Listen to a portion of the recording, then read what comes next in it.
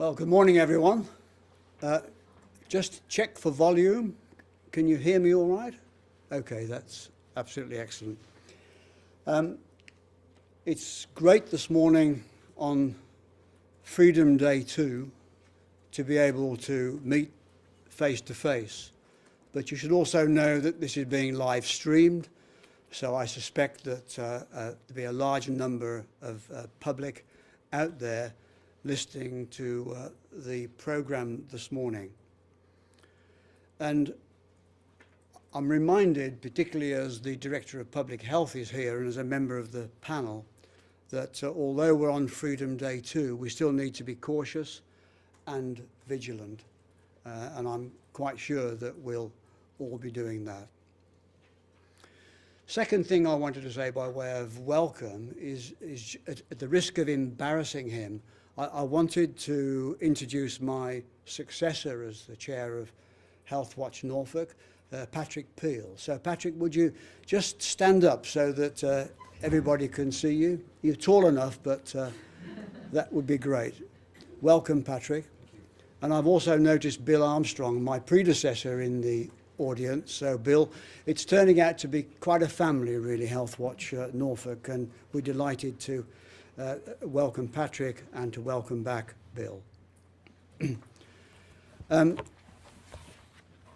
wanted to also, by way of introduction, commend the Healthwatch annual report. There's some fantastic stuff in there which demonstrates our key role. It sure shows more than anything else, really, what we've achieved in the last year. It's a good read, and in fact, you won't be allowed to leave the building unless you've got a copy of this. You'll know from the programme that the standout event of the morning is a panel discussion on questions that have been submitted by members of the public. What we've got and have assembled are some of the most senior executive leaders from across Norfolk in various settings, and I'm really looking forward to that discussion. So that's all I wanted to say by way of a brief introduction. There are a couple of formalities because it is the annual general meeting. So I'm going to ask our Deputy Chief Exec whether we have any apologies today. Yes, we have apologies from Robert Ashton, Willie Cruikshank, Caroline Shaw, Adam Morris, Kerry Sumner, Melanie Craig and Josie Spence. Thanks very much. We'll duly note those. And last year's AGM minutes, I'm sure you've all read them very carefully. They have to be signed off today, so I'm looking for someone to propose that we sign them off. I wonder whether anyone would be agreeable to do that. Move that. Okay, proposed, seconded. The AGM minutes are approved. David, could I just ask, I didn't see who seconded. Right behind you, Oh, it's that's Elaine. right, I couldn't see. Thank you. Thank We you. didn't do that deliberately. I assure you. Thank you. I want to give the trustees' report. It's, first of all, just a reminder that Healthwatch is the only voice representing the public right across Norfolk. And I think that's really something to celebrate, something that's important in terms of us going forward. It's also independent, and that's also extremely important to note. It stands or falls on its reputation and its ability to be a critical friend to all of the health and social care organisations in Norfolk, and we do that. If there's something to say that's critical, we'll say it. If there's something to praise in terms of innovation or so on, we'll say that as well. I mean, despite this dreadful pandemic, we have continued to engage with the public, and we've done that in spades. And Alex Stewart, the Chief Executive, will say more when he actually gives his report. I think it's fair to say, and I'm not saying this just because I'm chair of Healthwatch, but the core funding that we get has been used wisely. But as that has been cut a few years ago, we've had to we've really had to win a considerable number of contracts, which we've been able to do in order to continue to develop as an organisation on behalf of the public that we serve. The contracts that we've won all reflect the aims and the values and the reputation of the organisation. That's very important. We don't just take on any project, it has to be the right project. And I actually expect this impressive progress to continue on behalf of the public we serve. And I think before moving on, I have to offer some thanks. None of our work is possible without the public being engaged and involved in the work that we do. So thank you, public. We have a tremendous volunteer workforce who have great skill and are directly and actively involved. So thank you for your contributions during the last year. The skill set amongst my board members is actually frightening. They come from a variety of backgrounds at very senior level, and our board meetings are both robust and supportive. It's great, and it's a great board, and I've really enjoyed working with every one of you. So thank you all. And finally, I think the staff, ably led by our Chief Exec, Alex Stewart, do a fabulous and very professional job in challenging circumstances. They're all here today, so my thanks to you. Okay, let's, on the agenda, turn to the financial statement. And let me introduce Judith Bell, our Deputy Chief Exec, to give the financial statement. Judith.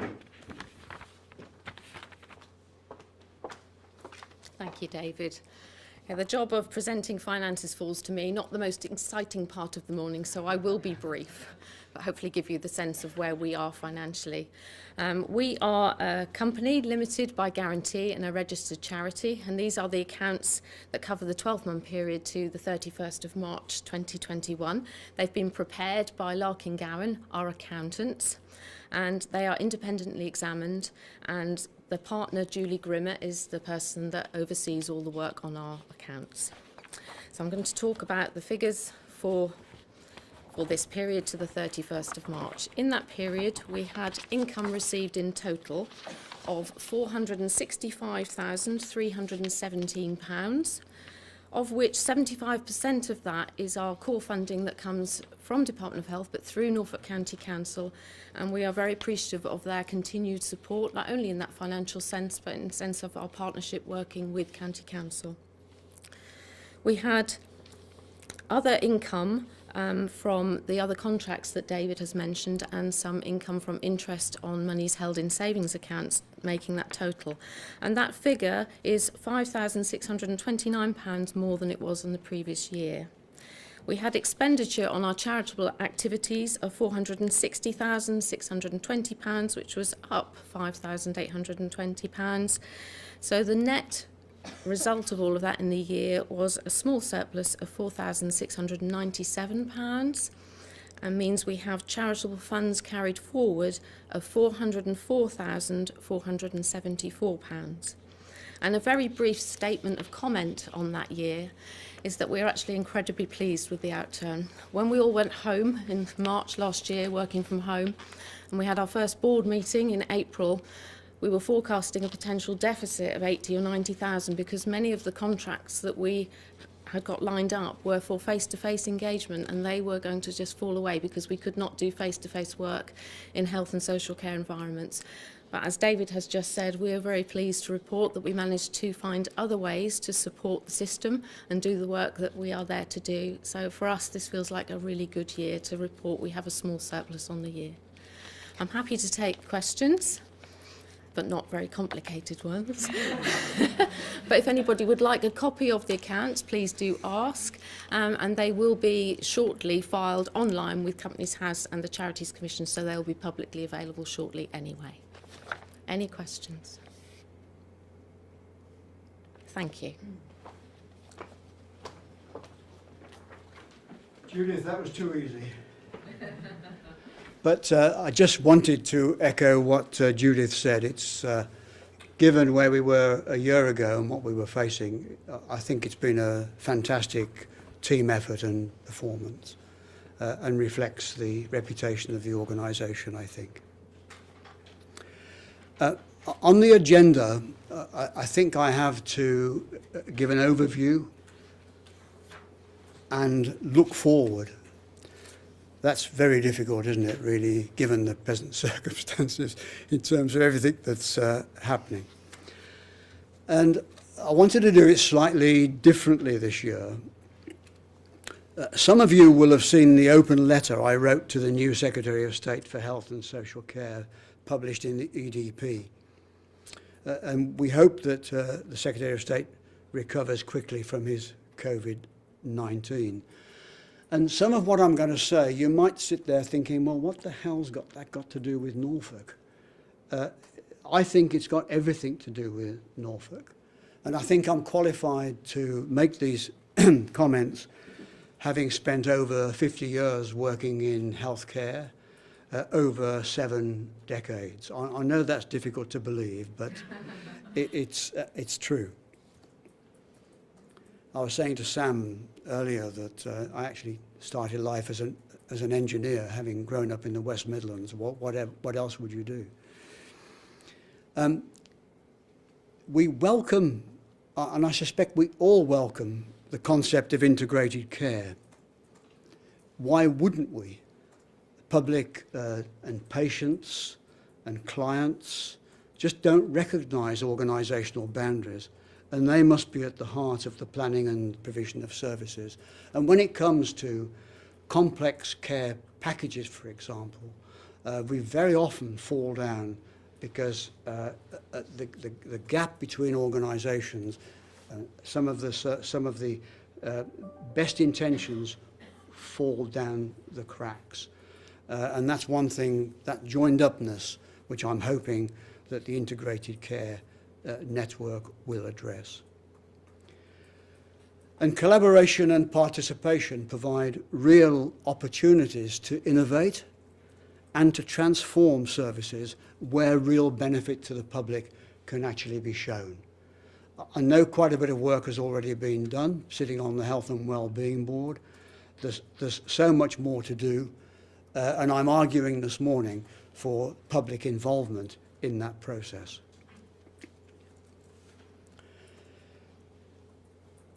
Turning back to the Secretary of State, Sajid Javid, I've asked him, in addition to dealing with COVID, of course, which is his key priority, as he's stated, I've asked him to address the chronic underfunding of health and social care. In health, my work in Europe in the 90s and the 2000s showed what we all know, that we are underfunded by at least 2% of GDP. Travelling around Europe at that time, you could see where the difference was. They might have different systems, like social insurance in the Netherlands, for example. But the reality is they spend more on healthcare, and it shows. And the chronic underfunding of health and social care has been with us, I think, since 1948. And the other factor in that particular argument is that if you were rich in 1948, you're still rich. London, for example. And if you are poor in 1948, you're still poor. And there's been no levelling up in terms of funding. Although the main factor, I think, is the underfunding of healthcare. And I think turning to social care, it's actually a national disgrace that no plan exists. And this is 10 years after the Dilnot report. And the Prime Minister seems to find pleasure in thinking that we've been trying to get this sorted for 30 years. Well, I think it's a shame, an absolutely shame on those in positions of responsibility that that's not been done. It is in fact a mark of a civilised society that we protect the old and vulnerable. We're one of the wealthiest societies in the world. Now, we're going to have to pay more for those services, and the question really is, are we willing to do that? I did quite a bit of work also in Scandinavia, and if you think about social care, some of the services there are absolutely stellar and fantastic. But then 55% of earnings in Scandinavia go on tax. You know, are we willing to pay? What are we willing to pay as a nation for our health and social care system? That's my open question to the Secretary of State. And then staffing is as important as funding. There's no question of that in my mind. And if you think about social care in Norfolk, the turnover of staff is something like 30 to 40% a year. Well, it's just not sustainable. And together with health, both recruitment and retention is problematic. We need to open up. We need to provide more training places. And there is a difficulty when it comes to placements for those that don't understand that. You know, many of our services, our trainees in professional services, it's a practical skill in medicine and in nursing particularly. And you need placements to be able to do that, properly tutored. And that may well be a rate limiting factor. But if we are going to avoid the problems of recruitment and retention, then we're going to have to get the Secretary of State to address that. And I'm ashamed to say that in the mid-2000s, I scooped up the best degree nurses in the Philippines. It was fantastic. They added some richness to our professional standards and richness to our society as well. But why I'm ashamed is, what did that do to their service and their infrastructure? And we've been continuing to do that, not just in the Philippines, but elsewhere for some decades now. So, you know, Norfolk is a fantastic place to live. It's a great place to work. It's a great place to develop your career. So let's all promote it as much as we can at a time when we hope we're going to have the ability to increase our recruitment. I want to make two final points. The first is that, as I've said, I'm totally supportive of the development of the integrated care system. It is a system, not a new organisation. And my fear, having worked with the centre in Whitehall before, that at the time of a huge national debt and deficits locally, that the centre will choose the opportunity to control and force further savings rather than provide much needed investment. So I'm rather torn today. Fantastic that we've got an integrated care system.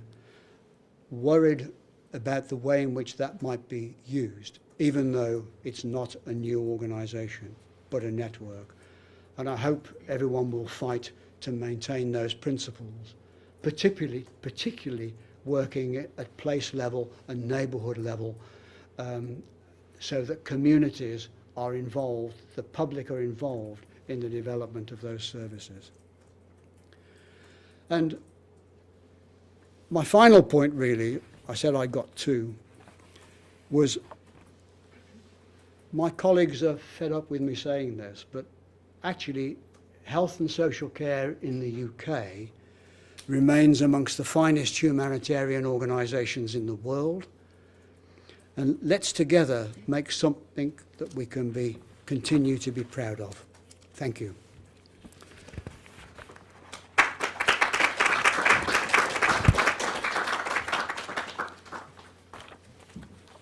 Alex, over to you. Chief Executive's report. Thank you. You'll be pleased to know I will be exceedingly brief. Really, I want to pay tribute to various colleagues. So I'm going to start off with health. I think the CCG have done a phenomenal job in orchestrating the vaccine campaign, and that everyone that's in this room has benefited from it, I hope. And they should be highly commended. Similarly, the acute trusts have done extraordinary jobs in remaining open and actually dealing with a plethora of problems as the year has progressed. And now to social care. They too have done an extraordinary job in actually dealing with people who are extremely vulnerable, organising food packages, and going out and seeing people on a regular basis. And as for the test and trace, Norfolk should be very proud of the way public health has delivered that service. And Louise Smith and her team should be thoroughly congratulated. Now on to my team. Some very kind words have been said, but actually I can't take any credit for it at all. It's the people I work with who are superb, diligent, have done an incredible job over the last year. Judith has alluded to the fact that we, at one stage, were going to have a large deficit. We've come in with a surplus, and it's actually slightly more than that, but we won't quibble. This is the way the accountants deal with things. The team taught me a lot in just how to, use a computer as much as anything. The social media that we have used has been phenomenal in its response. I won't go through this, but just 625 reviews, provided specific information to 505 people. 7,853 people visited our COVID website, which was updated on a regular basis, and it was actually used as a sort of a beacon nationally. Throughout all of this as well, we managed to do 15 discrete reports on various subject matters, and those reports have actually led to improvements to the general public and the service provision that they continue to receive. There are things that have happened as well. I was very fortunate to be a volunteer at the Queen Elizabeth Hospital on their patient phone line. This was quite extraordinary in the fact that we would have patients phoning in. I would scuttle off to a ward, ask the ward sister or sister in charge or nurse in charge what the sort of the response to the questions that the patient's partners or families were asking, and then we would phone back within an hour. This was incredibly well received by the public, who felt that people again were going overboard in a time of great crisis to keep people informed. And I think, long may that continue. There are things I think that have happened inevitably as a result of COVID. We're all speaking, I think, far more freely with each other. I think there is greater levels of integration. There's still, and I'm saying this to my colleagues in the front row, a long way to go. But, the challenges are there, and I think people are willing to face up to the challenges. I will still say that we are lamentably bad at engaging with the general public, and I think frequently people think that they're sometimes treated like village idiots, which I know there is no malice aforethought there, but I don't think people realise how useful the public can be in actually helping us all change service provision, look at the way pathways are managed. They're not wanting the world, they're just wanting basic good service. And as we move forward with the ICS, I feel quite strongly that we should be going out to the public much more frequently, even if it's saying we've got nothing to update you with. It's just keeping people generally informed moving forward. We've seen changes in mental health over the year as well, and the advent of we're onto our fourth chief executive this year. That's unfortunate. Excuse me, but it's one of those things that occasionally happens. NSFT have improved their services. Again, they still have a long way to go. It's unfortunate that Adam Morris has been called to another meeting today, so is unable to join us. But I feel that the trust is being left in capable, good hands, and as things move forward, again, there is far greater integration with the public. They've achieved great stuff with obtaining transformation money, and we'll be looking specifically at certain conditions, one of them being eating disorders, which we know have risen by, I think, about 124% since the advent of COVID, just in Norfolk alone. Staffing, I think, remains a huge problem moving forwards. You know, the acute trusts, the community trusts, the CCG are all bending over backwards, almost looking for the same pool of people. And whether or not we can look at rotation or different and slightly more innovative ways of working, and perhaps using the voluntary sector. I was talking to somebody the other day who felt very strongly that clinicians should actually work in the third sector just for a few weeks to experience what it's like for people who, for example, have had a stroke, and what it's like when they go home. It's very easy to be clinically led, and quite rightly so we should be, but not having that level of understanding of what it's like to experience and live with that condition once you leave the confines of the hospital corridors. I think I will actually shut up from there, because I could wrap it on for a long time, but people would get bored with my goings on. But before I do, there is one person I would like to thank, or two people actually, and that is our outgoing chair and his wife.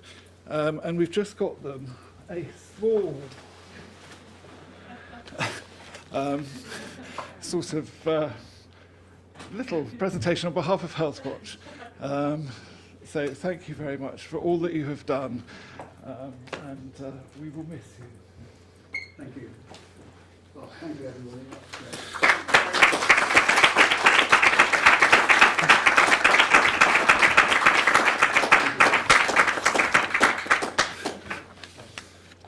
Then I was embarrassing package earlier on. You'll also see by shutting up, I've managed to keep to the agenda, and it's at this point, David and I have done a slight swap. So as I'm here, and he put a fork through his foot the other day. I'm going to be introducing the panel. So we seem to have lost one panel member, but we will carry on anyway. And if I can introduce the panel, if they would like to move up to the front. We will start the questions.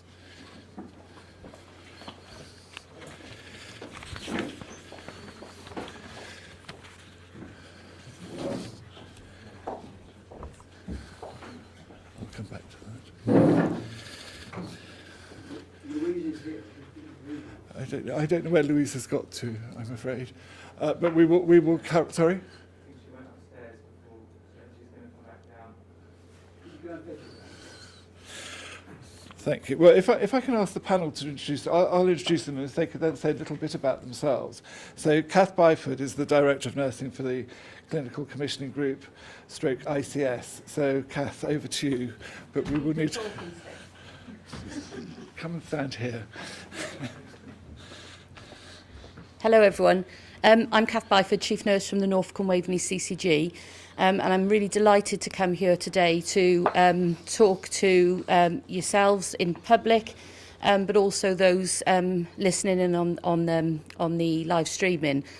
It's a privilege to be able to work and support the NHS in Norfolk and Waveney. It's been a hard year, as I'm sure you'll hear, but in terms of also representing the huge number of health and social care workforce, they've really kept our services alive over the last 18 months. I'm really delighted with what we've been able to achieve, and we now look forward to recovery and working together in a much more collaborative fashion. Thank you. Thank you, Kath. Sam Higginson is the Chief Executive of the Norfolk and Norwich University Hospital Foundation Trust. Over to you, Sam. Hello everybody, my name is Sam Higginson, I'm the Chief Executive of the Norfolk Foundation Trust. As Kath says, I think the first thing I would just like to say is thank you to all members of the public for the last year. I recognise it's been an incredibly challenging time for many of you, as it has been for many of us. I'd also like to thank all of my staff at the Norfolk and Norwich for their support over the last year.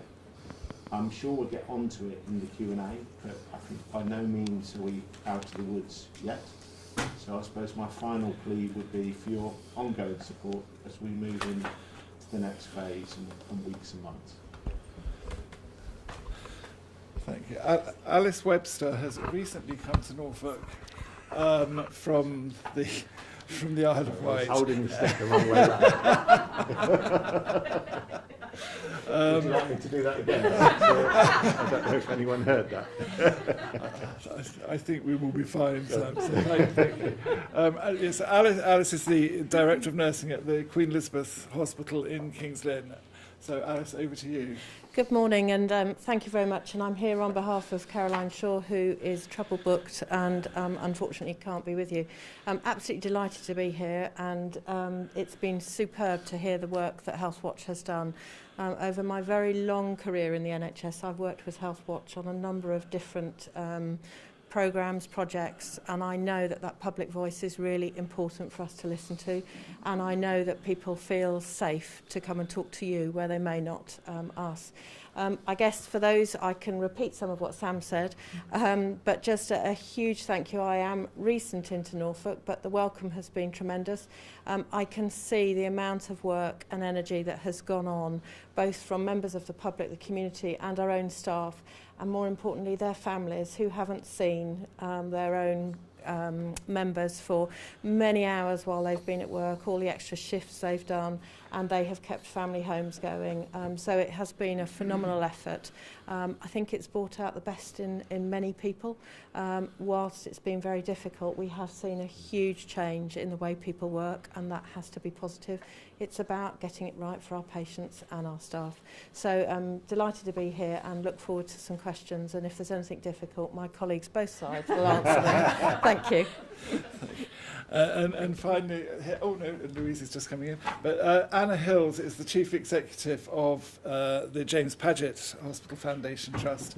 And thank you very much, Anna, for coming. So if you would like to introduce yourself. And just say Thank you, Alex. Yes, so Anna Hills, very proud to be Chief Executive at the James Paget for the last 2.5 years. Just really want to echo all that my colleagues have said in terms of, huge thanks to the general public and the community for supporting us all, working with us over the past year. Echoing what Alice has said as well in terms of how very important it is now going forward for us to engage with the public and those representing the public so that we can understand how to shape the services going forward. We've worked in such a different way over the past 18 months together in a way that I've not seen before in my career. We want to carry on with that, but we want to do it in a way that is really going to support our local people. We use these services as well. Our families use these services as well. So it's really important to us from a personal as well as a professional perspective. And last but not least is Dr. Louise Smith, who is our esteemed Director of Public Health, who keeps us on the straight and narrow. So good morning, everybody. I'm Louise Smith. I'm Director of Public Health in Norfolk. It's been quite an extraordinary year with a real focus on one contagious infectious disease. Perhaps this morning we'll have an opportunity to talk about COVID and also talk about all the other public health challenges that face us as a population here in Norfolk. Thank you, Louise. And actually I'm going to ask you to keep the microphone because our first question from the public is in relation to, and you will have missed out, Louise, unfortunately, that we were praising the track and trace system of public health and the amazing work that the County Council have done in dealing with extremely vulnerable people. So on behalf of Healthwatch, could you take our thanks back to your organisation, please? But bearing in mind the Prime Minister's ever-changing guidance, what measures would you, as a Director of Public Health, suggest is continued to ensure the maximum sort of protection to stop the spread of COVID across Norfolk? Thank you, Alex, and forgive me for appearing at the last minute. The team at the moment are busier than ever. Our rates in Norfolk are doubling about every 6-7 days. And so behind the scenes, all of the preventative measures for COVID are continuing. So we're still asking people who have symptoms to be tested, people to participate in contact tracing, to self-isolate if you feel unwell. In terms of protecting yourself as an individual, the messages remain the same: using hand sanitizer, wearing face masks, trying to space ourselves out as much as we can. Thank you. Do any, Sam, over to you. Jeez. Thanks, Alex. Just to add to Louise's comments, I think it's important that we're clear that for services that are provided by the NHS, we will be continuing to expect the public to wear masks on our NHS sites and continue to socially distance and sanitise where appropriate. The reasons for that are that we have some of our most vulnerable people in our hospitals and our other NHS facilities, whether that's our patients, but also we have many clinically vulnerable members of staff. And for those two reasons, we will be, in line with what's happening in the rest of the NHS around the country, continuing to operate with those measures for some time to come. Thank you very much. This is a sort of general question to all of you now, is that the new integrated care system has partnership, in inverted commas, at its heart. How are you all going to ensure that the public voice is both engaged with and heard? Thank you. So more than ever, it's really important that we use the opportunity for the developing integrated care system to enhance and improve the way in which we engage with the public and make sure the public voice is heard. I think it's fair to say in some years gone by, engagement with the public sometimes has been tokenistic or actually not necessarily representative of the views of the wider public. So you might have patient groups, etc., and they're not necessarily representative of the wider population. I'd also say that engagement in the past has not necessarily reached the parts of the population that it needs to. Sorry, I'm going to take my mask off when I'm talking. Hasn't reached the population that we've had to, so we've maybe reached the very white, middle class parts of our population. And where it is, I think, really, really important is that we reach the parts of our population that are often not heard, not reached, and their views aren't even sought out. So for me, the exciting opportunity as we progress and move through the ICS is the way that we just don't return back to engagement in the way that we did, that we actually violently stay away from the way in which we used to engage and actually do it properly, to look to work with the whole population as best we can and seek the views to check to make sure that the services that we provide and design are fit for purpose and help to address some of the health inequalities that were always there but maybe were exposed or made worse as a result of the pandemic. So that's what my views. I'll pass along for anyone else. I'll just go first. Do you want to go? Pass it backwards and forwards. I guess the bit for me is also around, as Cass has just talked about, is engagement is a two-way process. It's not just us talking, it's about us listening and really hearing what is being said. And meaningful engagement is about ensuring that we're all understanding. This is about improving patient outcomes. This is about improving services for the population which we serve. So I think it is absolutely, as Cass said, not going back to maybe the traditional ways in which we have, as an NHS, communicated any change or development. It's around listening, it's around using structures that are already there and really testing ourselves to go out and listen to what people are saying. We may not be able to absolutely fulfil everybody's dreams, but it's being clear about it. And I think Alex spoke earlier on. Sometimes we have nothing to say, but we have to say we have nothing to say, because else that's where people start to get concerned that we're hiding things. So I think it is about that honesty and integrity and really working with the population we serve. Thanks, Alice. I just wanted to mention really that there's some real opportunities for us to work with the general public through Healthwatch and other means, particularly with so the new hospitals programme. So the James Paget Hospital is fortunate enough to have been chosen to have a new hospital by 2030. We're hoping Queen Elizabeth is going to follow very quickly as well. Yeah.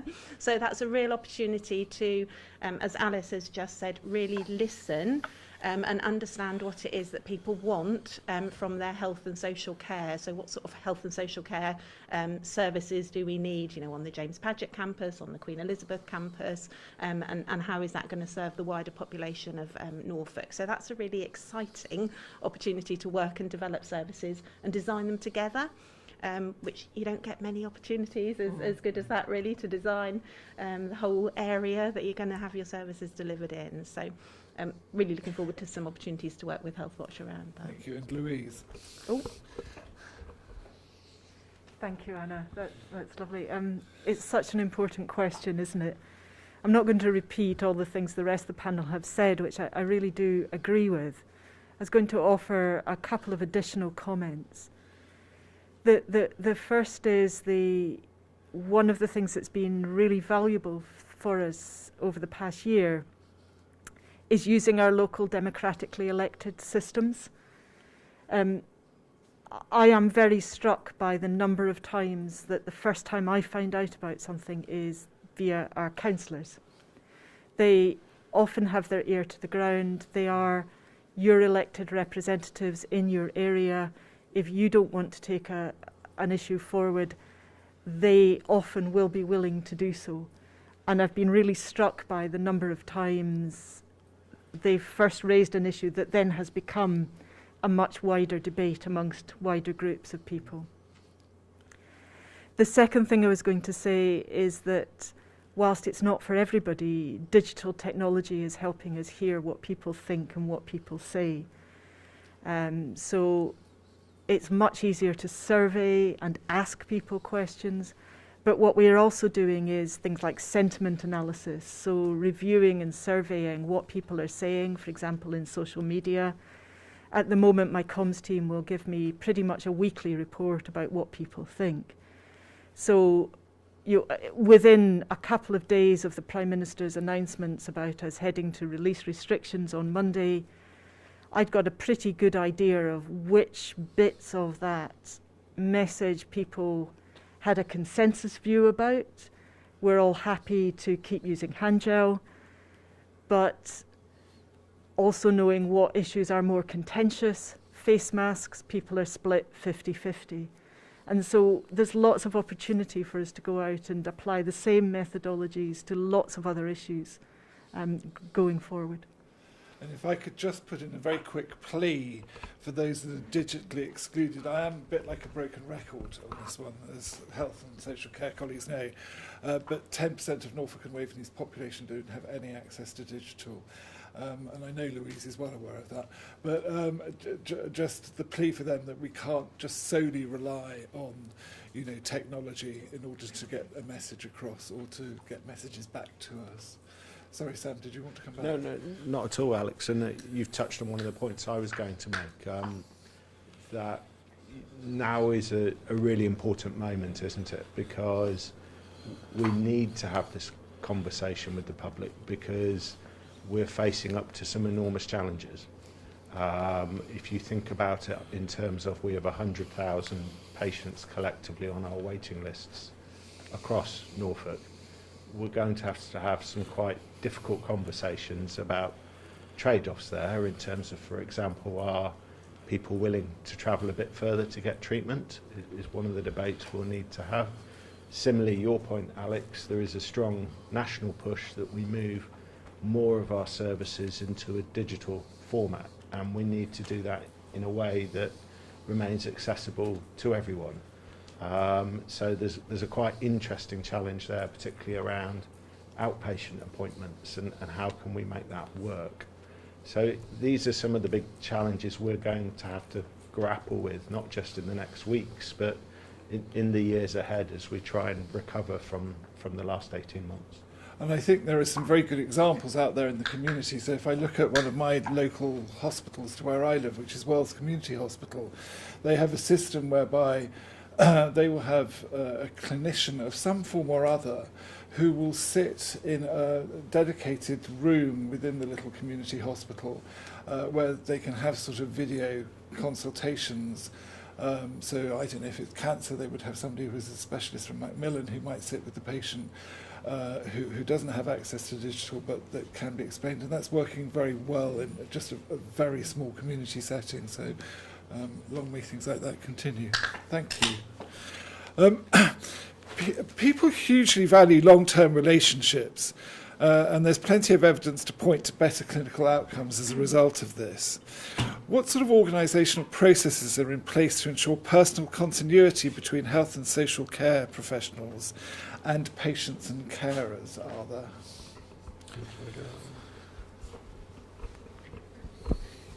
Thank you. Firstly, I think it would be fair to say that there is a way to go in this area. But therefore we have a starting point. There is already pieces of work underway or in place to improve the way in which health and social care workforce are able to communicate with each other. So, for example, IT systems, the patient record systems within primary care, particularly System 1, is the same system that the community trusts use. So therefore there is an ability for information to be shared easily between primary care and community care. And there's also moves towards community services working in a much more integrated way within smaller communities. So for example, in Great Yarmouth and Waveney, the primary care homes system is where the local primary care practices, the primary care networks and the community trusts all work together. They huddle together, they discuss patients at risk, and then they agree who within that small system is going to care for individuals based on their needs. And this is an example that's being rolled out into North Norfolk at the moment with a view of sharing areas of good practice where the rest of the population of Norfolk would benefit. I'll hand over to Sam in a minute to talk about the digital world on a wider perspective between the three acute hospitals, because I think that's really important. But I think the other thing to mention, and James Bullion isn't yet here, but again, there's the way in which the social care system works in partnership with that primary and secondary care system is really important. There is still improvements to be made and a recognition that duplication doesn't help. People need to only tell their story once. That's one of our priorities as a system. There is a commitment, but I'm not going to kid you and say that we've got it all planned and sorted and in place. A long way to go, but a real recognition of the need for that. I'll hand over. Thanks, Kath. And as you were beginning to touch on, one of our great weaknesses currently in our system is that in the three acute trusts, we still run on predominantly paper-based records. And one of the things we need to sort out if we're going to deliver on our commitment that people need to only tell their story once is that interface between not only primary care and community services, which is already in place, but then the interface with the three acute hospitals as well, both between the hospitals, but also that data flow back to community services and primary care. So we're working together to buy something known as an EPR, that's an electronic patient record, that would give us that capability in each of the three hospitals, but also in the procurement we will specify that it must be able to interface with our colleagues in primary care and community services. So the three trust boards have now signed off that business case, and it's gone off to the Department of Health for their consideration. And we're hopeful that that will be approved. We will then need to secure additional funding from the centre, which has been agreed in principle, to progress the case. But for us, that would really be the first proper step forward in creating a truly integrated set of patient information flows between all the different healthcare providers in the system. May I just throw a slight googly into this question? In that, what we've seen with COVID is some incredible work that, for example, has been undertaken between the county and the district councils. And one of the areas that I think is frequently forgotten are sort of registered social landlords, local authority housing groups. How could you sort of ensure that they're incorporated? Because frequently, for example, housing officers are the first people to actually see something that's happening on their doorstep in relation to sort of patient and carer care. Sorry, Louise, did you... The panel seem to have decided that I'm the person to answer this question. I think it's challenging if you're thinking about it at the level of a digital record. Because I think we share information with different agencies for different purposes, so we're giving our consent for a purpose. I am massively excited and enthusiastic about the single electronic patient record. I think we absolutely need to bring it in. It's absolutely the right thing to do. However, it's not going to be the only way in which we communicate about a case or a client or a patient, and the relationships that multidisciplinary teams form and how they communicate is also important. And certainly my experience has been that where we are trying to work with a challenge or an issue or something that's being raised by somebody, often getting in touch with those local practitioners opens up a whole new avenue of both information and understanding, but also approaches and solutions. So I guess we will never fully replace those human interactions as well. Thank you. Does anyone else want to? No? It's like musical chairs, I know. it's musical parcels, isn't it? I'll move on.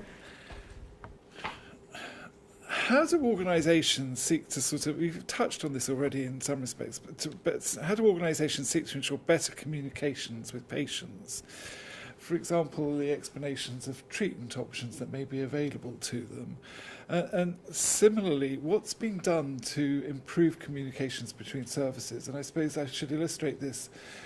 Healthwatch frequently hear from somebody who has landed up at the A&E door, but then either they or their carer or loved one is having to then retell the story half a dozen times as they move through the hospital. And I think whilst people appreciate that everyone is under incredible pressure, there is this feeling of disconnect that they find very difficult to understand.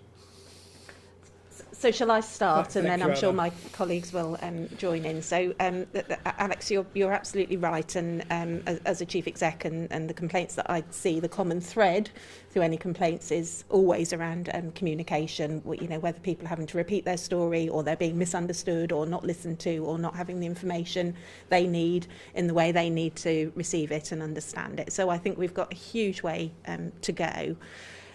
Louise touched on the many different ways there are of communicating with patients, but I think in terms of that thread through the organisation, so there may well be situations where we need people to repeat their story, and it could be part of their assessment, but we need people to understand that. There's a reason why we're asking them to repeat their story.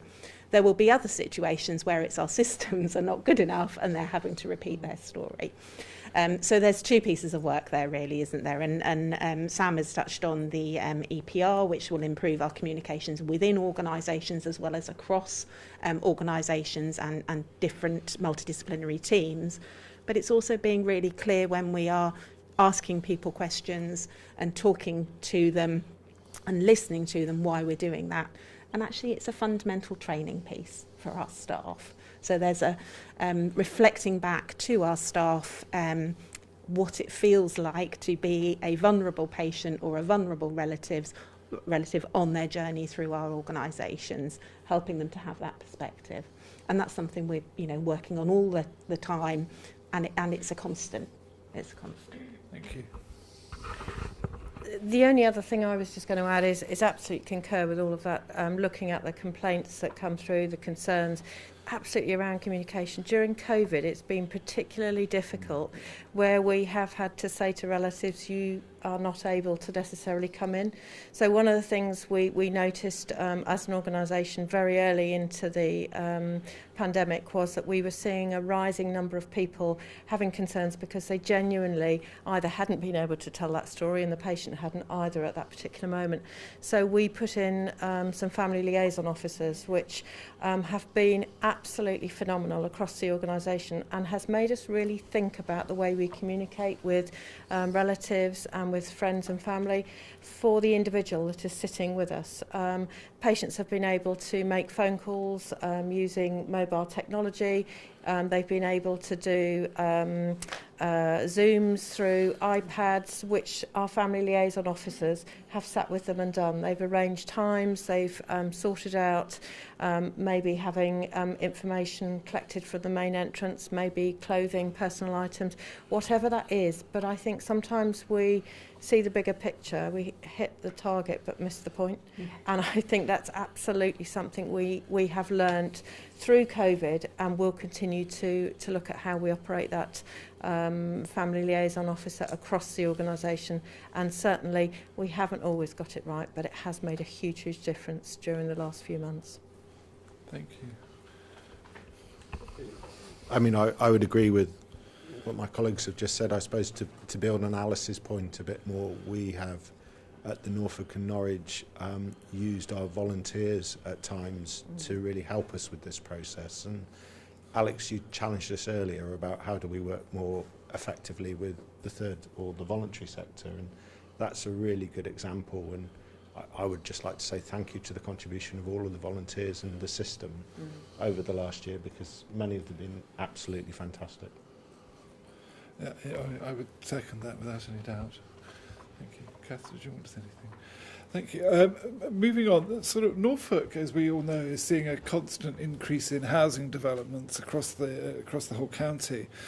As a panel, are you satisfied that there's both an adequately trained workforce and that there are sufficient numbers to be able to cope with an increased demand and potentially more complex demand as the population ages? Crikey, that's a big question, isn't it, Alex? Well, I'll have a go at that, but hopefully my colleagues may well be able to give a better answer. So I think the first thing, and it goes back to a point David made, that I think we are concerned about is that the funding that's allocated to Norfolk keeps up with the increase in the population. And experience would suggest that sometimes there is a lag, and that can really get us into quite a difficult place quite quickly. So we are lobbying very hard to ensure that those two things are aligned, but help from colleagues such as at Healthwatch we're very grateful for. Assuming we can ensure that we've got an appropriate allocation of resources, the next issue, as you point out, is how do we ensure that we've got enough staff and the right facilities to treat our patients and look after our population. And we do face an enormous challenge in that area at the moment. Historically, we've relied on overseas recruitment at times, and that avenue is not really available to us at the moment. And it has made us reflect on, I think one of the great learning points of the pandemic has been that we're going to have to work much more closely with our communities to develop long-term training paths so that we can grow our own. The challenge with that is it takes time. So we now face quite a challenging situation where potentially we already have quite significant staffing gaps in some areas which potentially could get worse. And some of the initiatives we've got in place to address them, we need to look at how can we accelerate and develop our own staff as quickly as possible. So that's the piece of work we're trying to work on. On the positive side, the fact that we learned to work much more closely together during the pandemic gives us some opportunities, and at times we have had to juggle staff around our organisations to look after our patients. And for example, we're very grateful for some of the nurses that came both from the James Paget and the QE during the height of the pandemic to help us in critical care. So I think we've learned one of the answers is we have to work much more closely together, but staffing is going to be a big challenge for us. I don't know if there's anything you'd like to add. I think you're right. Staffing, if I look at nursing, midwifery, midwives and AHPs, our therapists, physiotherapists, occupational therapists, speech and language therapists, etc., we know there is a national issue. What we have to do is make ourselves the employer, as in Norfolk, system of choice for people to want to come and work with us. And that will be about looking at alternative careers, looking at differences, was mentioned earlier by David, around not that traditional career of I sit here in this ward and this is how I work. What can we do that will engage people and make them want to come and work with us? And that, I think, is absolutely, as Sam is talking about, it's us looking at things differently in a joined up way. Actually, how can we make our workforce mobile to meet the needs of the patients, and how do we alter the models of care that we're delivering? This is a really exciting place. I've moved up here, I've moved a family up here, and I think there's really big opportunities for us to be a centre of excellence, and we have that opportunity. That gift is ours to take and unwrap, and really exciting times ahead, whilst acknowledging that we do have significant challenges on a day-to-day basis. I think we also have significant opportunities that we need to grasp. Thank you. Just to add to that as well, really, because we have had some real successes and worked innovatively across the piece. We've got a really strong workforce team. We've got a director of workforce in the ICS who brings us all together. We've introduced some new roles into nursing, new roles to support the medical staff, and we're now looking at that for other services as well. It isn't just the clinical roles, though. There are other roles that we need to be thinking about as well, including IT to support our new electronic patient records. So for me, it's a worry, but I also think that we've had some great successes, and the way that we're working together innovatively means that we've got some real opportunities that we can grasp. We've got fantastic relationships with the UEA and the other universities. You know, they're really working with us as well. So I think it's just being open to look at things differently and to grasp as many opportunities as we can. I'll pass it down now. But just before you come, and Louise, you haven't programmed me to say this, but we've spoken quite well about the acutes and some of the stuff around GPs perhaps here. But I suppose one of the things we also have to think about, and Louise alluded to this a little bit earlier, but is the work of public health and actually understanding disease management and population health management, and how that actually really does need to be appropriately staffed and resourced. We can have, you know, the best clinicians in the world, but unless they're kind of listening to the information that's at the front end, I kind of feel we could be on a bit of a hiding to nothing. Sorry to interrupt you. And you're right, Alex, I haven't primed you to say that, but it is important. If we can stay healthy as a population, it reduces the number of years we spend living with long-term conditions and disability. What I was going to do was come at this question and this issue perhaps from that other perspective, that macro perspective. If we look forward at the population projections for the country, but particularly for Norfolk, our expectation is that the main growth in population will be in the older age groups, so 75 and older. It's hard to predict with a pandemic what will happen with fertility rates and the number of our population that are under the age of 5 and the number of births. But usually when we head into difficult economic times, fertility rates drop. So it would be a reasonable prediction to predict that birth rates will not continue to increase at previous rates and may drop slightly. Both of those impacts on changes in the demographics of our population mean that the proportion of our population that are of working age will reduce as a total of our total population. So that's what we call the dependency ratio, the number of our population who are in active economic employment. for me, that means that one of the things we need to do is change our perspective and our view as to what working age is. I think we are all going to be working for much longer, and therefore the nature of work needs to change so that we can remain contributing and economically active, but not necessarily needing to continue to have exactly the same kind of work or careers as we were perhaps doing when we were in our 40s or our 50s. So I think there's something about thinking about the change in the nature of our work. I think the other point that I wanted to make, when we think about the question, we're thinking about housing development. Housing development can come with opportunities. It brings people into the county. We've already heard that referred to, and that brings skills with it. But if we look at the population that live in Norfolk, we are characterised in Norfolk by very, very low unemployment. Almost everybody who is available for work is in work, but our average wages are low. And anything that particularly the NHS can do to train and develop and increase people's skills and increase the value of the work that they're doing and therefore their pay will serve massive benefits and dividends both for the NHS as an employer but also for the health and wealth of our local communities. So I think the NHS has a real opportunity as what we call anchor institutions to drive skills and development. And I'm thinking of that across all of the different kinds of jobs there are in the NHS, not just the front-facing clinicians, but all of the support activities. And of course, this is what the government's agenda is when we talk about levelling up.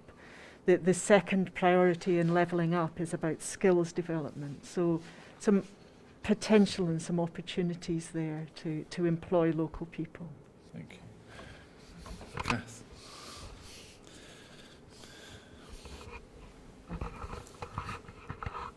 Thank you. We talk quite a lot about recruitment of staff and having to be innovative, but I think it's also important that we can continue to recruit more and more staff, but even more so, we need to retain those staff that are skilled, experienced and have a lot to contribute. Otherwise, all we do is refresh the workforce with a more junior and experienced workforce. So we have a lot of tired people working in the NHS. I'm sure you'll appreciate how hard many people have worked over the last 18 months.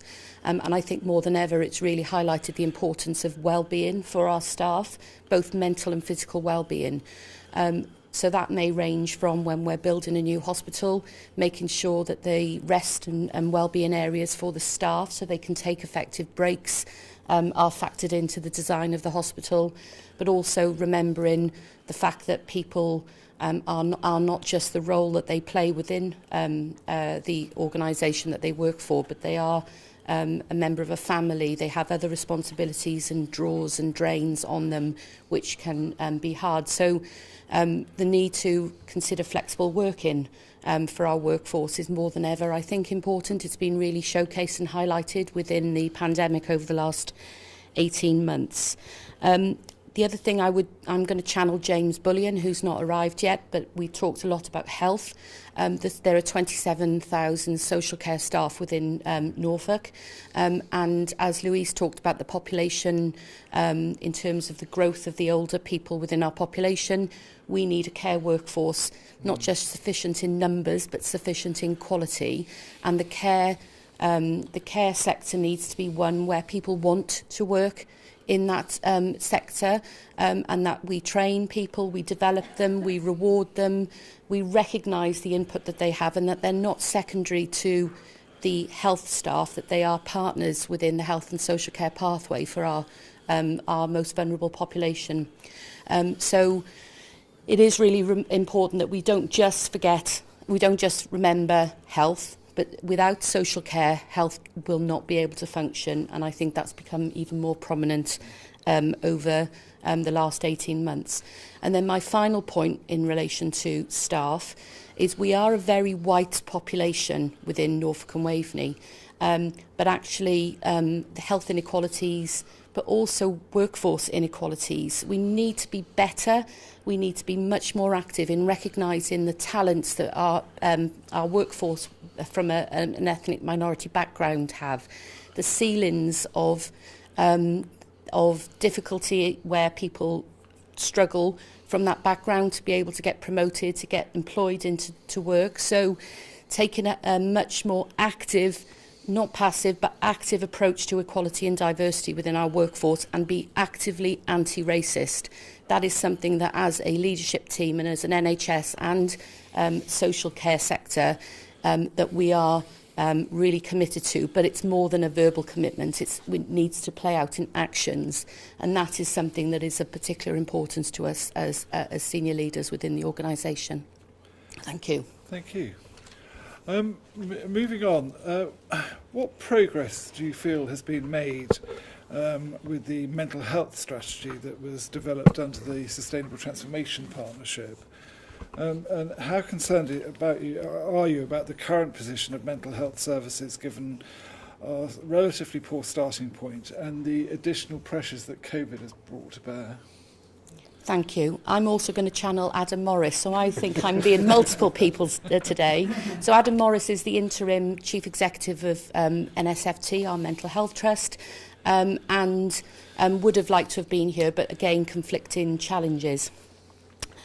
I think it is fair to start with the fact that there are incredible pressures on the mental health trust, and they have been exacerbated by the pandemic. So the pressures that people, our population, have been under as a result of self-isolation, as a result of people not being able to work, as a result of financial challenges, etc., cannot be underestimated. And before I talk a little bit more about sort of the health element of it, a really important message that I'd like to get across is mental health and well-being is not an NHS issue. Mental health and well-being is a population and a system issue which can be exacerbated by some of those determinants such as poverty, deprivation, inequalities, housing, etc. So it is really important as we step from the pandemic is that we don't put all our focus and attention on the NHS services with regard to mental health, but think about what causes poor mental health amongst our population and look to switch the tap off of some of the avoidable mental health deteriorations that are taking place. However, recognising the importance of having fit for purpose and sufficient mental health services within Norfolk and Waveney, we have this year invested £32 million additionally into mental health. That's over and above the allocation from last year. And it is really important to note that how that money is being spent was determined by a wide range of people working across the system, including those from within the Mental Health Trust, because I've learned along the way that more often than not, the staff on the front line have the answers. They know what's wrong. They know what the solutions may be. They just need our help at a strategic level to make those changes and make that happen. So that, but ultimately, we always need more money in mental health. I think that's fair to say.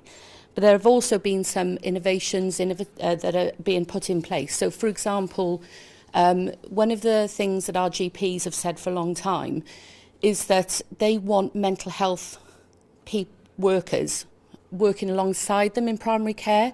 So 95% of mental health interactions take place in the GP practice, not in specialist units. So that's essentially where people, the clinicians need access to that support.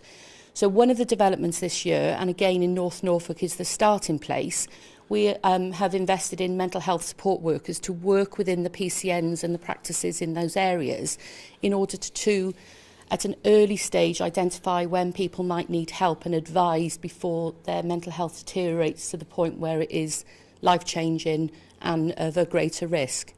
The other opportunities is we are increasing the uptake of the wellbeing service, and a particular new innovation only in the last few weeks that we've put in place is that when a person in their local GP practice is newly prescribed an antidepressant, they are flagged on the system, and then they are contacted actively to invite them to self-refer to the IAP service, the wellbeing service, with a view of trying to provide that talking therapy to supplement the impact of the antidepressants.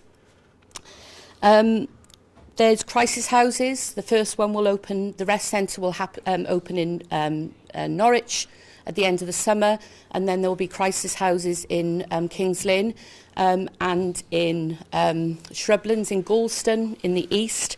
And so there is lots and lots happening, but demands and pressures are huge and are not to be underestimated. But we are working now more effectively with the Mental Health Trust. They're working in greater partnership across the system, which I'm really excited at, with a view of essentially having a positive impact on the health and well-being of our population, and not waiting, frankly, until their mental health is so severe that they require those secondary care services, which are struggling in terms of demand and capacity at the moment.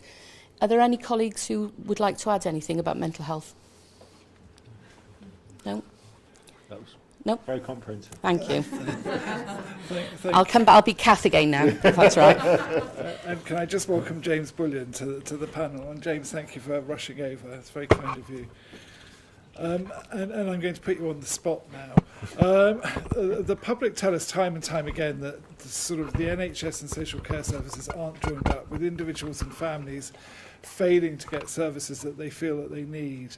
One of the things that we have been contacted about is, for example, the advent of COVID has had a massive impact on the availability of accessing respite care, which is having both a huge impact on carers and those who need it, despite continued requests they're unable to access.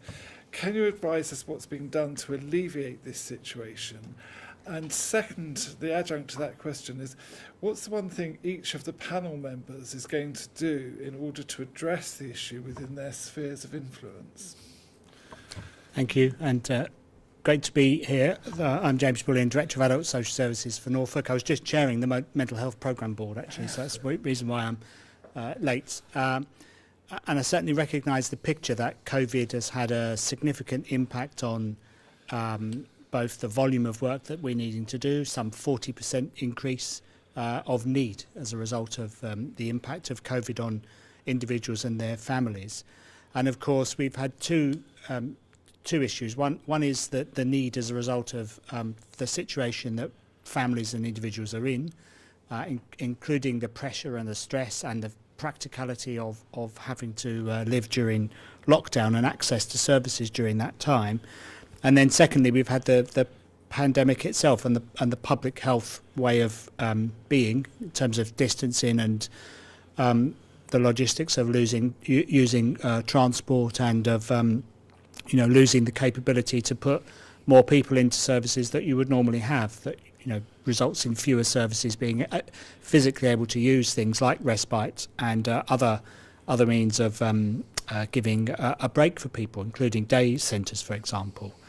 So we have in the council for adult social care tried to take a priority approach, trying to restart services as quickly as we can, but then assessing who is in the greatest level of need to get respite back in place for those individuals.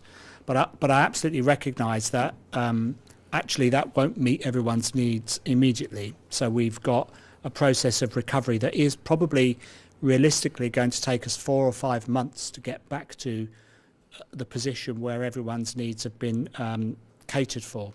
So during that time, we've got to go through a process of talking with individuals about alternatives and whether families can be paid, or whether we can give support in other ways for people to get access to services, including things like respite. I've forgotten the second part of your question now, which was...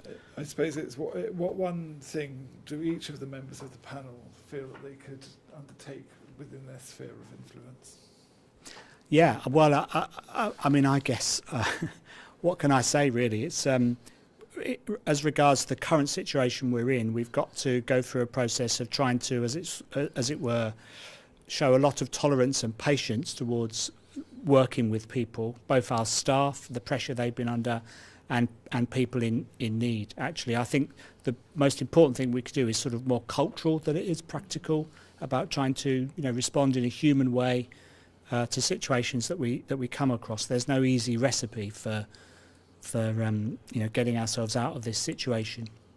Thank you. Do any other panel members want to? I suppose the only other thing to add is around the third sector, the voluntary sector, and of course we've now got a across the ICS a voluntary assembly, which obviously is in its infancy, but there's real opportunities there, I think, to focus that group on supporting exactly these issues as James has described. I think the one caveat I will throw in, and David has just looked at me, so you won't be surprised, is that there is still a danger of poacher and gamekeeper that we have to be wary of and ensure that one doesn't overtake the other. The only other thing I'd add to that, Alex, is we are beginning to develop and expand our virtual ward offer.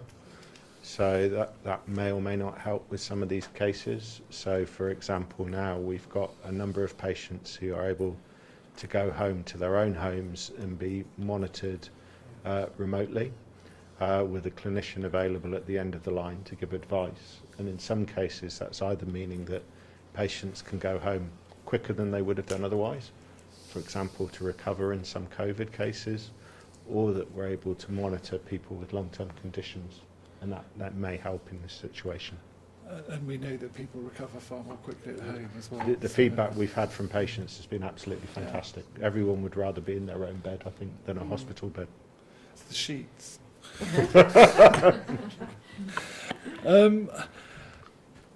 Would you sort of like to give us an update on the implications of potential sort of further privatisation of the NHS under the integrated care system and the legislation that is currently just about to go through its second reading? And specifically, what do you all feel this could mean at a local level, and how far can the local system determine what goes out to procurement? Thanks. So actually the legislation that we're anticipating being agreed in Parliament, I believe should actually bring more flexibility and localism to the way in which the NHS is bound by how we have procured and purchased care and work with providers. So the Health and Social Care Act that we're currently working under from 2012, it made it far more restrictive, such that the rules were that we really had to procure many services. And having gone through that myself as a commissioner, the disruption and distraction procurement exercises take is enormous, both not just the people undertaking the procurement, but the providers who are all bidding for that's maybe 5-6 different providers putting enormous amounts of work and frankly NHS money into that. But it also is really destabilising for the workforce. So when we've seen this before, there have been times when it might have been the final straw that has meant that some staff have left the role that they're in because they don't want to be part of potential organisational change. So procurement for me, I don't think has necessarily been the friend of the NHS, and it has also introduced opportunities for the private sector to be really quite challenging. Then in terms of the new legislation, the part of it that's particularly pertinent to this is known as the provider selection regime. So we can't assume it's going to happen, but we would like to be confident that it will. And what it means is that the default position of procurement is not necessarily what has to happen. So as long as there are a number of aspects of the provider selection regime that would need to be met. So, for example, providing a decent quality service, providing one where it may be integrated within other parts of the system. So there are some rules, but they are by no means something that's going to hold us back and restrict us. And then the other thing I wanted to say about localism, it's really important that we have the voice of our population in the sort of co-design and development of services in Norfolk and Waveney. But also it's really important, I believe, that where possible, and where it's appropriate to do so and make sure that services are provided at the right quality for our population, that we would want to consider the economic impact of procuring with providers maybe that are based outside of Norfolk and Waveney. So particularly with the development of the digital platform, it could be that services can be provided with workforce live in any part of the country. And actually, one of the real opportunities is about how we continue to reinvest through employment within Norfolk and Waveney, which adds to the improvements in the whole economic position within Norfolk and Waveney. It provides opportunities for people to work and develop in the system. And I think it's not about being parochial, it's about making sure that we retain those opportunities within Norfolk and Waveney for the good of our population. I don't know if there's any colleagues that wanted to add anything to that. No? Yeah, I thought so. Thank you. We're on to the penultimate question. So what impact is the lack of availability of dental services in Norfolk having? About, I think, 60% of the complaints we get are about lack of dentistry at Healthwatch. So we're wondering what impact that's having on acute trusts, and what actions are both being taken by acutes and the ICS to ensure, to see if we can seek some remedy to the situation, bearing in mind that dental commissioning will be coming over to the ICS in 2022 from specialist commissioning at the NHS. Similarly, I suppose this is specifically aimed at you, Louise, is what assurance can public health provide to ensure that children's dental hygiene issues are being delivered to prevent a time bomb at a later date? Shall I start? And then I'll be delighted to hand over the talking stick to colleagues. So as Alex has said, at the moment, dental commissioning is not undertaken at a local level, it's undertaken at a regional level. So I'm not going to do passing the buck, etc., but the ability to have local influence on the needs of our population is more limited when that sort of commissioning is done at a regional level. So there is a plan for it to come locally, and the practicalities are yet to be decided. But what I think it's fair to say is, aside from the impact of the pandemic, where we know dental practices pretty much ceased to function. Certainly preventative care stopped for a long period of time, and they were only able to focus on reactive care. From an emergency dental provision, we were not starting from a particularly good place pre-pandemic. So I would say, if we probably spoke to many members of our public, the lack of emergency dental provision, particularly out of hours, was a real concern. So what I don't have is the answer. All I know is that we know it is an enormous challenge for our population. It's not yet within our gift, but it will be really important that we, in particular, listen to the views, seek the views and listen to the views of our population when it comes to emergency dental provision, and recognise that poor dental health has an impact on other issues, infections. It can cause heart problems, for example, if you've got abscesses. So it's not just about what your smile looks like. There's a lot more health challenges or risks underneath that. So maybe I'll pass on to colleagues about the impact. So in terms of the impact for the acute sector, we only see a small number of patients arriving at our accident and emergency departments seeking help. When that does happen, it is quite a challenge for us because we're not set up to deliver those services. So that's what my comment would be from the acute perspective. Yeah, I would agree. Yeah.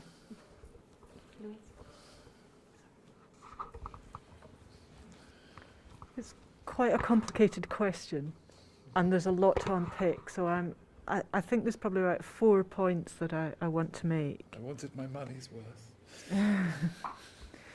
So I think that it is clear, and was clear before COVID, that access to dental treatment on the NHS was challenging across the country, challenging in Norfolk, and particularly challenging in particular locations and pockets of Norfolk. We've just had a debate about privatisation in the NHS. Dentistry is one of the examples of where private practice has been challenging in terms of the ability of the NHS to provide a comprehensive treatment service. And a lot of the challenges in terms of dental access link back to the nature and the structure of the dental contract.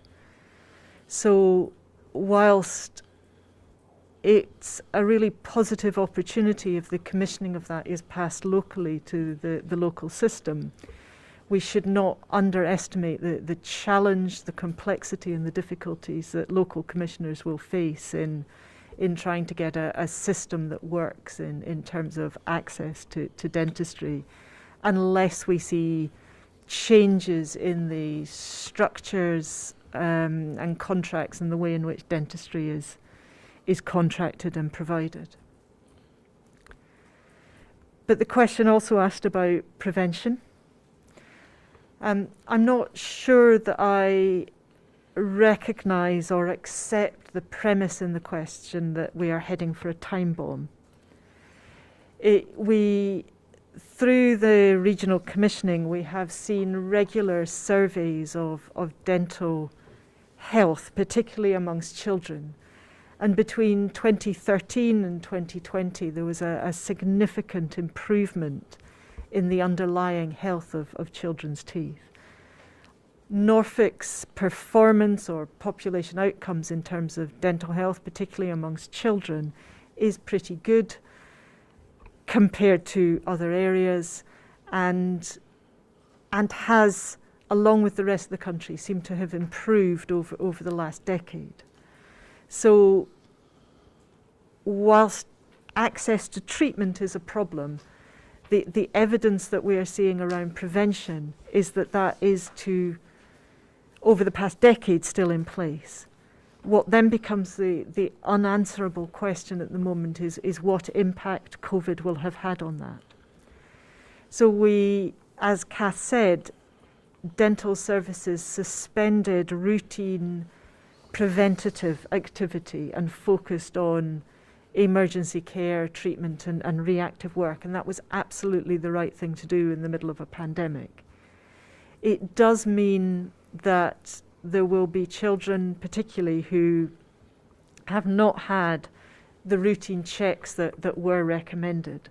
And certainly when I link back with our health visitor service, that is the feedback that we are getting.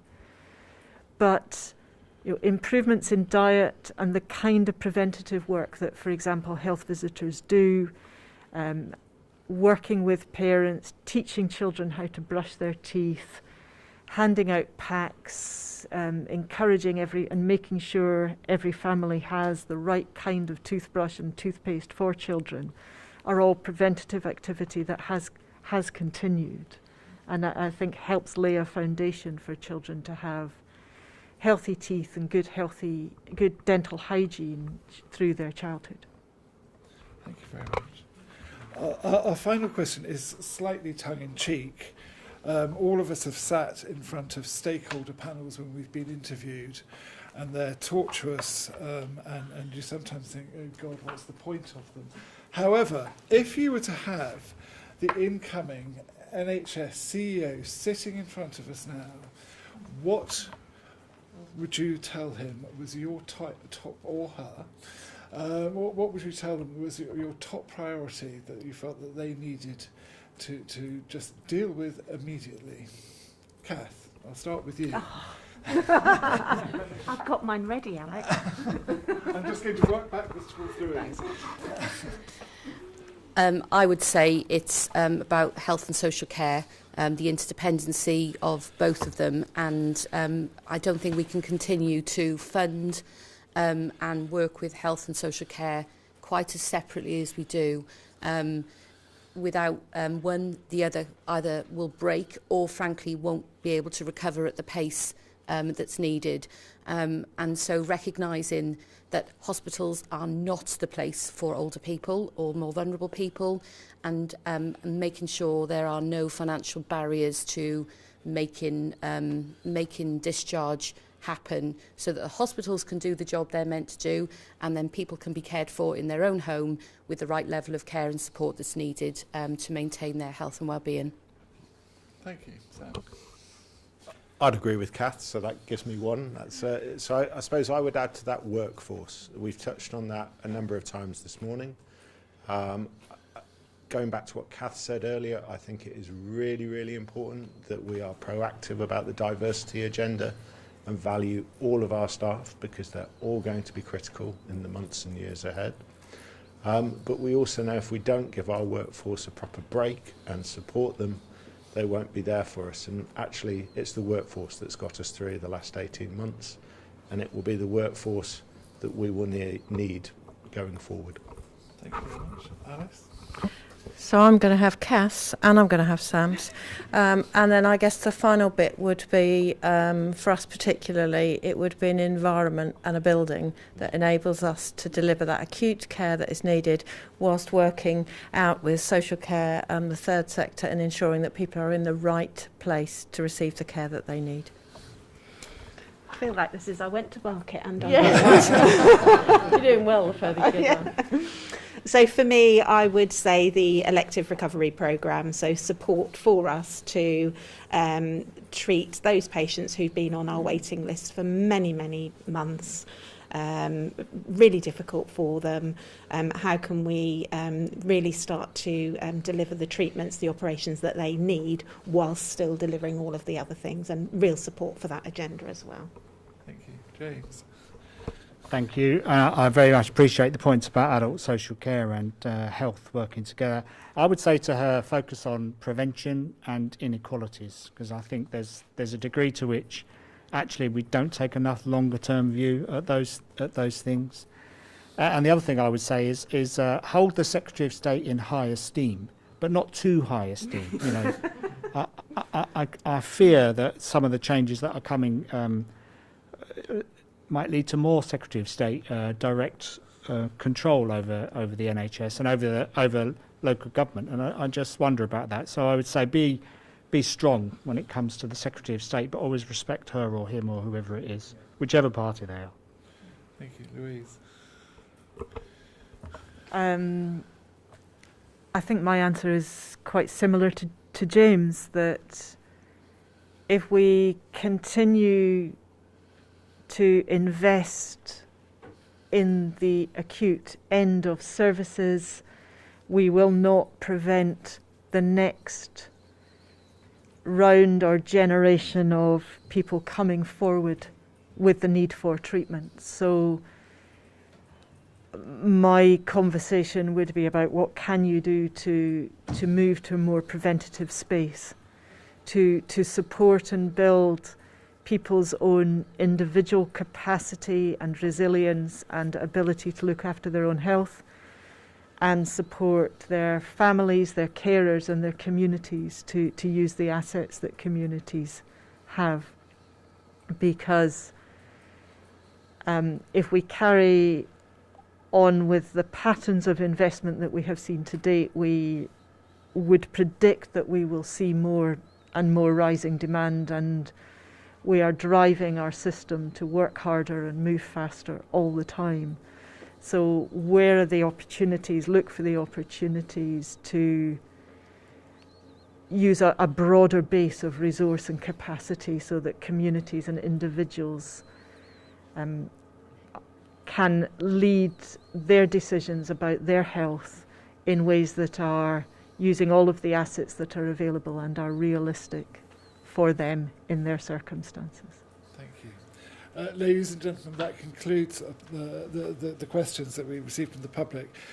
May I take this opportunity to thank both the panel and our two signers who have done an absolutely amazing job for people who may have hearing impairment problems.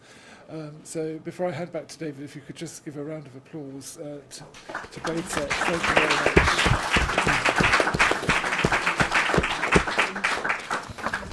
Just any other business.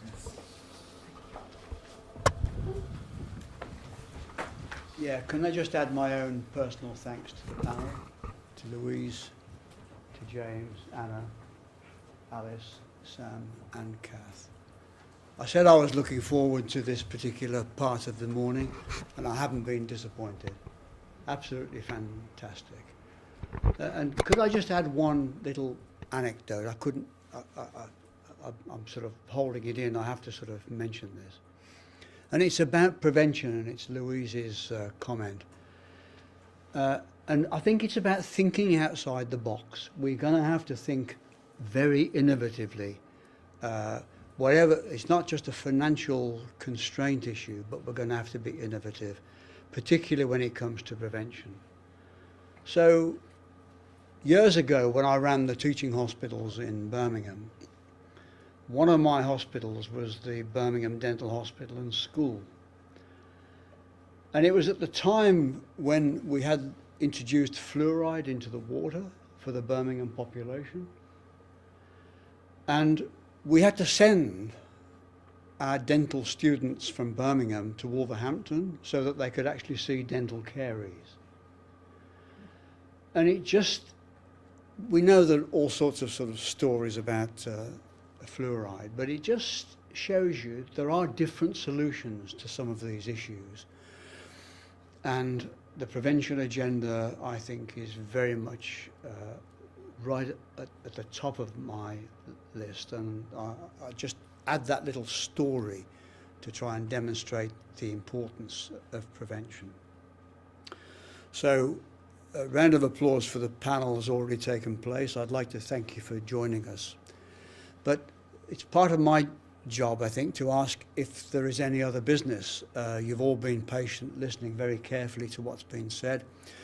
You've submitted many of those questions. Is there anything that you wanted to, I don't want you to leave the room thinking I was desperate to say that. Any comments? Any other business? No? Well, you've all been very patient, and thank you very much for your contribution. So it's really for me just to close.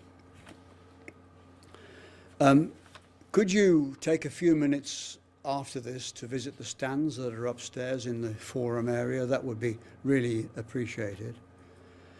One of the things that occurs to me is that there are some real opportunities and exciting times ahead. Working differently, absolutely. We've heard from the panel their commitment to engaging the population, to really get that engagement piece. But one of the things I've found over the years is that the contribution, the intelligence,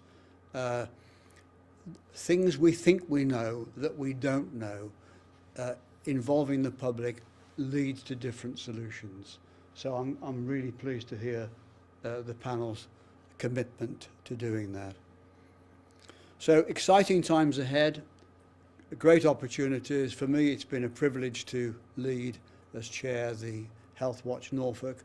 I'm sure it'll go from strength to strength, working with colleagues and pointing out where improvements could be made.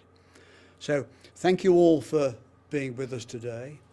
Thank you for your contributions, the questions, and we look forward to seeing you again next year. Thanks very much indeed.